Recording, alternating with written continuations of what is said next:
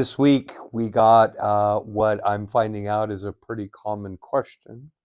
It's related to the fourth commandment. The fourth commandment says, honor thy father and mother. And many of us, I may be one of them, wrestle with, well, what does that mean to honor my mother and my father? So really there are three things at play here. First is acknowledging that this is an extension of what the church holds regarding the sanctity of life, that all life is sacred from the moment of conception to the moment of natural death. And because we have the gift of life, without which we could receive no other gift of God, we do have a special obligation to acknowledge that we received the gift of life from God through our mothers and fathers. And so, in its most fundamental sense, when we say, I am to honor my mother and father, it is simply to say, Lord, I thank you for the gift of life, which you have given me through the agency of my mom and dad. Many people, though, struggle with the reality, the lived reality of their relationship with their parents. That is, as is so often the case, we can bear many difficult memories, we can endure many difficult experiences in our lives with our mom and dad. And so the question becomes, well, if I disagree with my mom and dad, or if I have suffered because of something that one of my parents either did or failed to do, am I failing to keep the fourth commandment? And the fact is that anyone who has suffered physical or emotional or spiritual abuse at the hands of another person has a right to be in a place of safety where their integrity and dignity as a person may be maintained.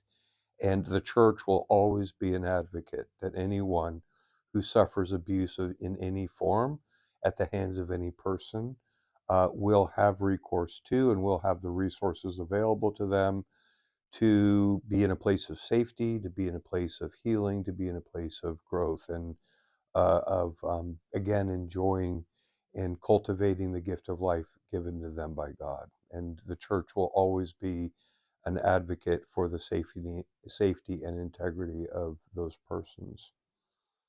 The third thing is that comes up in our consideration of honoring our mothers and fathers is in understanding the essence of true forgiveness. Um, the church understands that to forgive involves three steps, and we go in each step to our Lord in prayer. The first prayer is, Lord, this is what happened.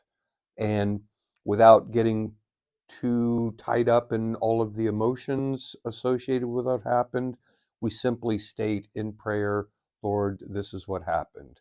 And think of it like a news story. Lord, I'm just accounting for the whole narrative of this is what happened, this is what I did, this is what they did, this is what I said, this is what they said, and all the way down, through to the end of the story. Second step is where the emotions associated with that narrative come in. And we acknowledge, Lord, this is the way I feel. This is the legitimate and human reaction that I experience as I recall that story. The third step is the most important step because we gather up that whole narrative. This is what happened. We gather up all of our emotions associated with what happened. Lord, this is the way maybe I still feel about what happened. And Lord, I bring it all to you. And I lay all of it down at your feet, Lord. And I ask in return only that you grant me the freedom, again, without denying the story, without denying the emotions that are attached to that story. Lord, I desire that you give me the freedom to respond to that story, to respond to those emotions in a way that brings you honor and glory, and in a way that allows me to continue to grow in my relationship with you. So, all of those three steps taken together is the essence of true forgiveness. Forgiveness is not something that we do for someone else. It is a gift given to us by God so that we might be free to live the life that He has in store for us. And so, all of these things considered, remember that God is who He says He is, you are who He says you are, and live the life that He created you to live.